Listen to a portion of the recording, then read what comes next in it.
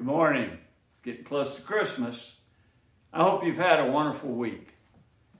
And I hope that I get to see you tomorrow morning at the Unit Church of Christ at 9 o'clock for worship. We have worship at 9, then we have a period of fellowship with coffee and donuts, and then we have class. We're always out of there by 11. You know, one thing that bothers me videoing the worship services, I think we've made it too easy for people just to stay home. I have a long list of people that show up as watching the videos, but they're not in the assembly. I want to challenge you tomorrow to come back and be with us Sunday morning at 9 o'clock. Church is back to normal. Things are great. And the one thing that you miss by staying home is the strength and the encouragement that comes from the fellowship we have with one another. Don't forget that. Long time ago, my father was a captain in the United States Army. During World War II, he served as a captain. He also was an infantry instructor at Fort Benning, Georgia for a while. Consequently, as I was growing up as a small child, my father taught me a lot of things that I imagine most kids don't get taught. One of the things that he taught me was how to use a map and a compass. Anytime that I had a map and a compass, I could find out exactly where I was. You know, today we have what we call a GPS. We even have GPS on our phone now. When I'm out in the boat today, if I find a spot where the fish are biting, all I got to do is push a button on my GPS. And if I go out there a year later, I can go right back to that same spot. But on the water, we didn't have GPSs 50 years ago. We didn't even have the LORAN system that worked off the radio towers years ago. All we had was a chart and a compass. And if you were out fishing and you found a hot spot, you couldn't just paint an X on the bottom of the boat. That wouldn't work. Had to use the compass. And you'd find a landmark over here and a landmark over there, and you'd shoot a compass azimuth at this one and then a compass azimuth at that one. You could draw those two lines and put a pin on the map, and that's where you were.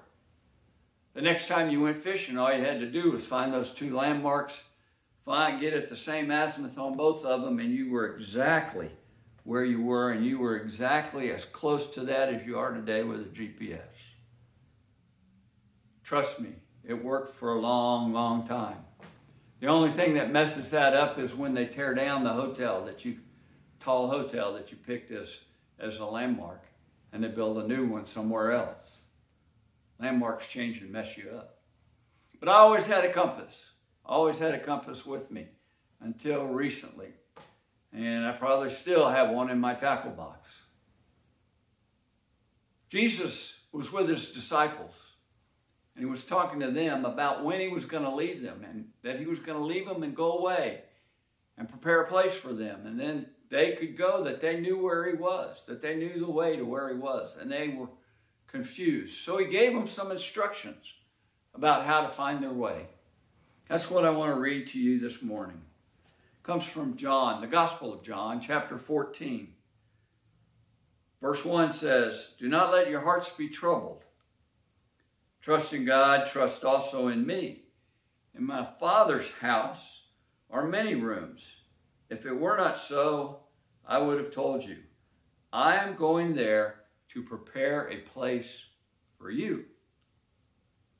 And if I go and prepare a place for you, I will come back and take you to be with me, that you also may be where I am.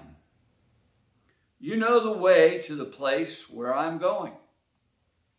Thomas said to him, "Lord, we don't know where you are going, so how can we know the way?" Jesus answered, "I am the way and the truth and the life. No one comes to the Father except through me. If you really knew me, you would know my Father as well.